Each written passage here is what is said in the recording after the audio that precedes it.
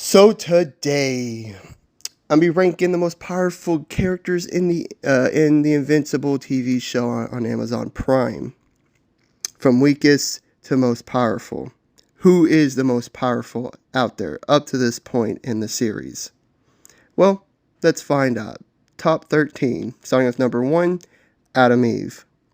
Eve was created in a government lab as a project to make the ultimate superhero for the US Army. Her main power is subotokinesis. I might have missaid that. She can perceive and rearrange elemental composition on a potentially subquantum level. She projects this pink ionic energy field, which alters the arrangement of atomic particles into anything she can conceive. This gives her telekinesis, very fast flight, as Cecil thought it was her flying at Mach 3 at the end of Season 1 when it was actually immortal. She can enhance her punches, like you see right here, and create any construct that she can think of, like force fields, platforms to walk on, and any weapon that she can think of. She can also project ionic blasts. She can turn any object into another object, like when she turned a book into glass. This plus transmutation allowed her to instantly stop a forest fire, stop a mudslide, create a big treehouse in just seconds, and create a massive amount of floral life to take over a barren wasteland. She can heal any wound she endures and wipe people's memories. Her powers also significantly increase when she's under a lot of intense emotions and whatnot. She was a hard one to place, as she's the only one on this list that doesn't have like superhuman strength or durability.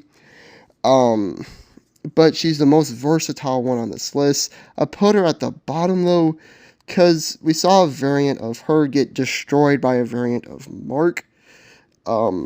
She has the greatest potential out of anyone on this list, really, because of her versatility.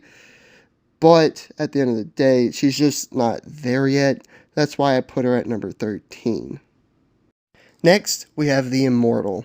Thousands of years ago, he was just your average Celtic warrior. That was until he came across this strange spiral of energy that infused with him, granting him immense power, most noticeably immortality.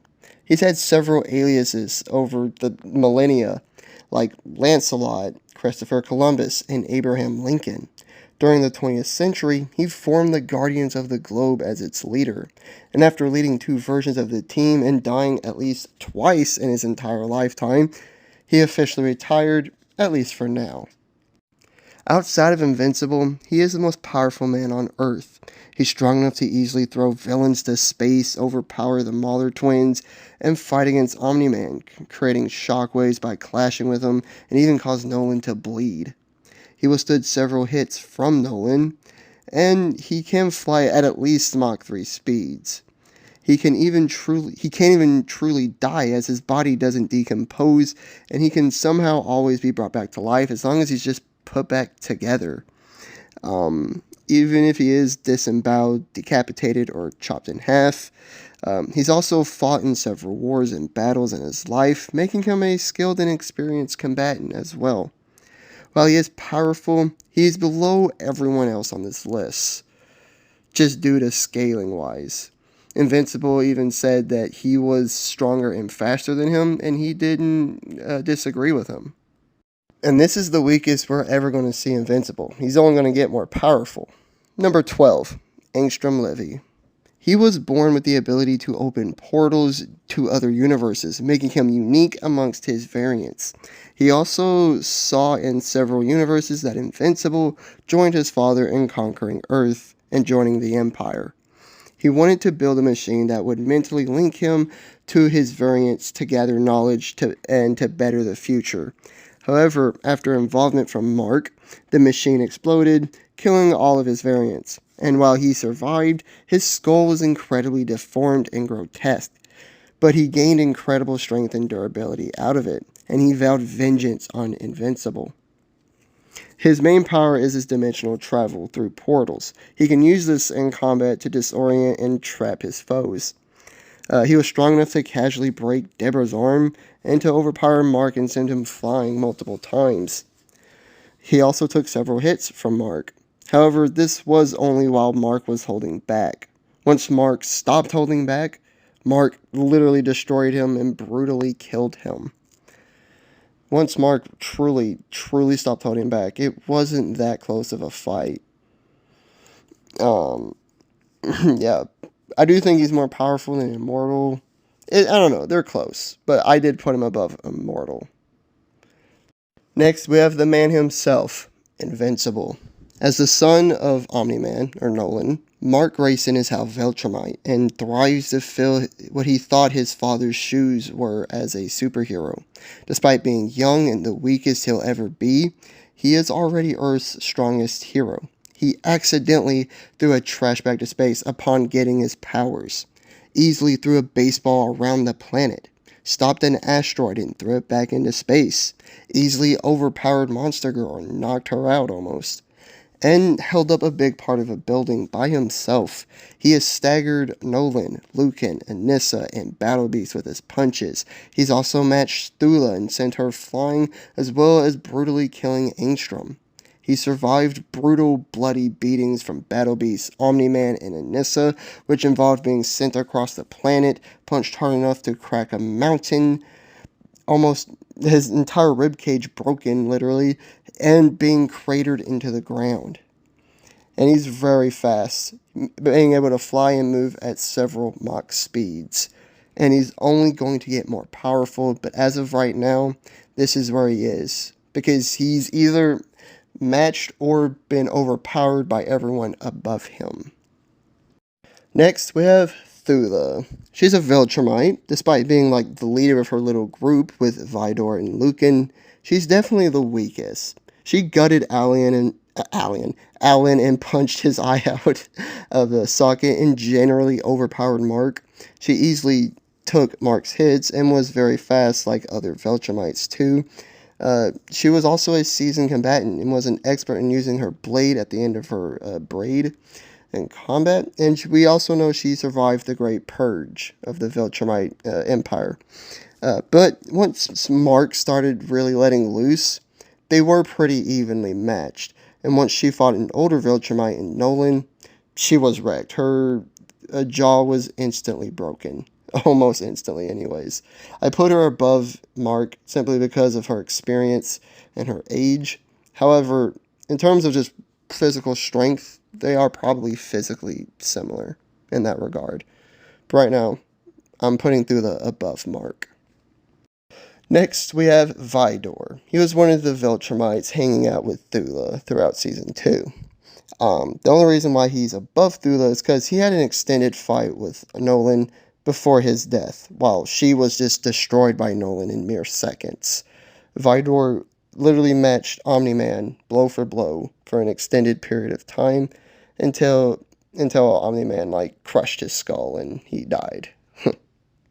Next, we have the other one, Lucan, the other Viltrumite hanging out in Thula's little 3 group. The reason why he's above the other two is because not only did he easily floor Mark, literally overpowering him with a finger, but he was also getting the upper hand over Nolan, at least there in their fight. He was strangling him and almost killed him. He also survived being disemboweled and stabbed with a giant stalagmite rock thing long enough to re-enter the fight and then break Nolan's back with like a flying dropkick thing. I don't know. But broke Nolan's back. Man was literally holding his own guts in his hand as he collapsed and died. That is some BA shittery going on there. Look at him. He's holding his own guts. Right there. Oh boy. All right, on to the next one. Next, Anissa. This is a big leap. Alright, there's a big gap in between Anissa and Lucan. She's an agent of the Viltrumite Empire, an elite whose power rivals that of Nolan's. And she showed that when she pummeled Invincible. It wasn't even close, despite Mark being more powerful now than he was in Season 1. She easily did that and one-shotted a massive sea kaiju thing without even breaking a sweat. She's also spent thousands of years conquering planets single-handedly. And she is one of the strongest of the entire Empire. It was even said that she's at least faster than Omni-Man. Maybe even stronger, but that's up for debate for as of now. Next, Alan the Alien. Alan is a Unopan who works for the Coalition of Planets. He goes from planet to planet to make sure they have a champion that can fight against a Viltrumite. He already had superhuman strength, durability, and speed, higher than that of Season 1 Mark. But as a Unopan, he also has this ability that when he's critically injured but not killed, he'll come back significantly stronger, and that's what happened when Thula, Vidor, and Lucan failed in killing him. He survived being beaten, arm ripped off, eye being punched out of his socket, and being disemboweled. And according to Thetis, he can now match a true Viltrumite. And I'm assuming that means someone like Omni-Man or Anissa. And we kind of saw that when he had to pretend to be knocked unconscious after a few hits from Anissa because he genuinely thought the punches would have hurt more. That's why I put Alan above Anissa here. He literally thought that. Like, wow, I thought that would hurt more. Which is why, I put him above her. Because I originally had Anissa above him, but nah, I changed my mind. Alan's above her for sure. We also do know he has fought Omni-Man at some point in time, although I don't think it was a real serious fights. So, yeah. Nextly, General Krieg. He was a hard one to place too, as he really doesn't have any feats outside of just beating a defenseless Nolan and making him bleed. But he also has the rank of general within the Empire. Think about it. Nolan nor Nissa have that rank. He's General Krieg. And Anissa is also willingly follows him. And she's someone who only really respects, strength. She doesn't challenge him because she knows he's stronger. We also know he survived the Great Purge back in the day. So, that really tells you something. He is an older, stronger Viltrumite than most. You even see him here. He's overpowering Omni-Man. Although Nolan isn't really trying to fight back here, though. So, that's what I'm saying. Until we get some more feats, it's hard to place him until then. But for now, we'll put him right here. Next up at number 3, Battle Beast. If we had seen more of him, he arguably would be number 1 on this list. He's an intergalactic warrior and bounty hunter who travels around the universe to find and kill strong, worthy fighters, and when he came to Earth, he easily dispatched of the new Guardians of the Globe and Invincible. And while he had help from those other villains, he didn't need it. He casually overpowered Monster Girl, manhandled her, and nearly killed her. It took her weeks to heal from these injuries. And then he easily overpowered Mark and nearly killed him, breaking several of his bones in his back and his collarbone, probably. Lord knows what. It was just effortless. He said Monster Girl's punches were pathetic, and he was only momentarily staggered by Mark's. Bullets and electrical blasts also didn't faze him. He's also an experienced, brutal, and savage warrior who also wields a giant heavy mace. He also has razor-sharp teeth and claws. And while we know that Nolan didn't help Mark out during their fight because he was teaching his son a lesson, I'd also venture to say that there was another reason as to why Omni-Man did not get involved with Battle Beast. I think it's a clear reason. Next, Omni-Man. We all know Nolan Grayson. The guy slaughtered the OG Guardians of the Globe single-handedly, killed the Immortal twice, once by decapitation and the other by slicing him in half. He stopped a Texas-sized asteroid and threw it back in outer space, destroyed the Flexen's entire civilization by literally flying through everything. He's killed Lucan, Vidor, and Thula. He destroyed Mark, sending him flying around the planet, disfiguring his face, and hitting him hard enough to crack an entire mountain.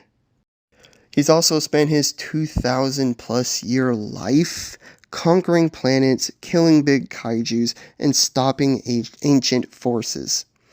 He barely felt or straight up no-sold punches from Invincible. He's taken hits from General Krieg, Immortal, Lucan, and Vidor just fine.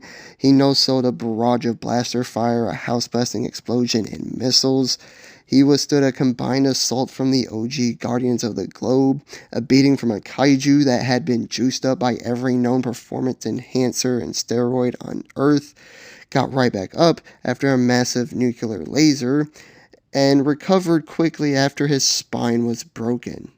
We don't know how much time had passed, but he was fine the next time we saw him. His spine was not broken anymore.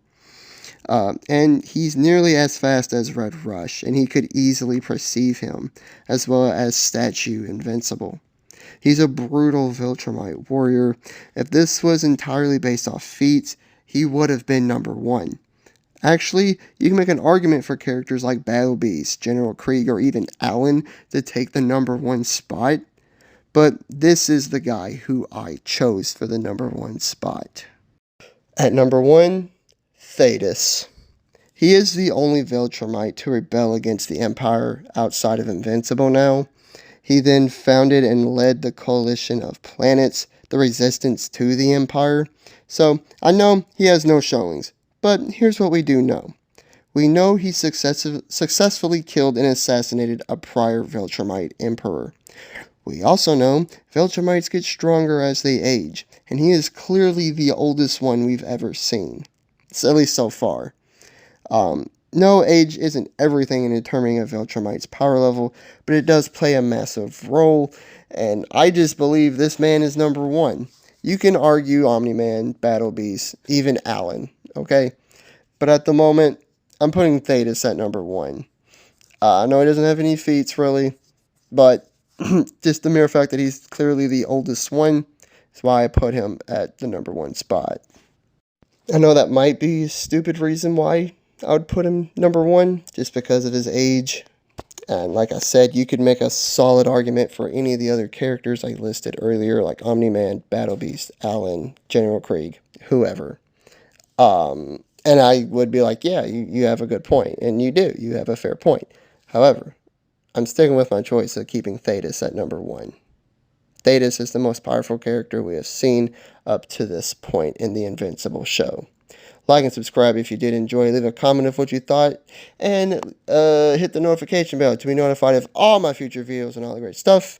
I truly do appreciate it. Please go follow my Instagram page at dmanversus.videos and all that great stuff. I truly do appreciate it. And I hope you guys have a great day. Peace.